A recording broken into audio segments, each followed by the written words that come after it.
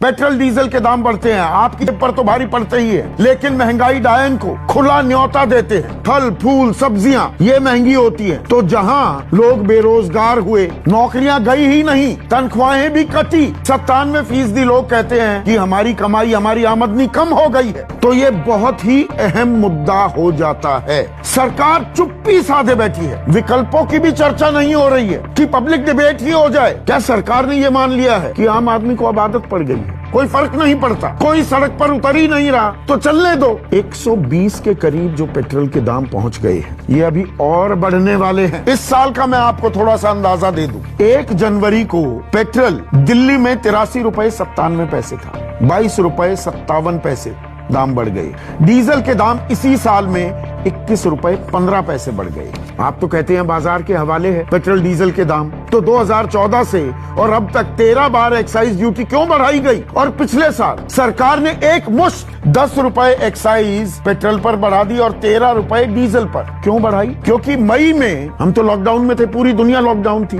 तो तेल की खपत ही नहीं थी, तो अंतर्राष्ट्रीय बाजार में तेल की कीमतें टूट गई, तो आधे दाम हो जाने चाहिए कच्चे तेल के, सरकार ने नहीं होने दिए, एक्साइज ड्यूटी बढ़ा दी। तो बाजार में तेल की कीमतें गिरती हैं तो वो फायदा हमें नहीं मिलता, आप एक्साइज बढ़ा देते हैं। अब बाजार में कीमतें बढ़ रही हैं और आप कहेंगे जी जन कल्याणकारी नीतियों के लिए पैसा चाहिए, बिल्कुल चाहिए, मानते हैं, पर अब तो एक्साइज घटा दो क्योंकि अंतर्राष्ट्रीय बाजार में कीमतें बढ़ रही हैं। आम आदमी त्राहिमाम कर रहा है, वो खुलकर उसका इजहार करे या ना करे, सड़क पर आए या ना आए, किसी भी आदमी से पूछिए, वो कहेगा भैया कमर तोड़। पेट्रोल डीजल ने तो जो सीएनजी वाले इठलाते घूमते थे वो भी अब मायूस घूम रहे। तो एक्साइज ड्यूटी क्यों नहीं घटाती जाती?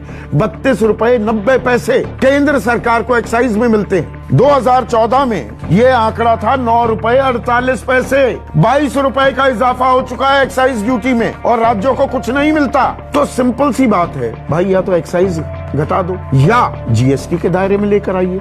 100 रुपए अगर आप पेट्रोल के दे रहे हैं प्रति लीटर तो 60 रुपए टैक्सेस में जाते हैं। अगर आप जीएसटी के दायरे में ले आते हैं 28 रुपए टैक्स लगेगा तो कितने बचे? 32 रुपए। 32 रुपए पेट्रोल के दाम गिर जाएंगे। तो ये राहत क्यों नहीं देते सरकार? इस पर चर्चा क्यों नहीं होती है?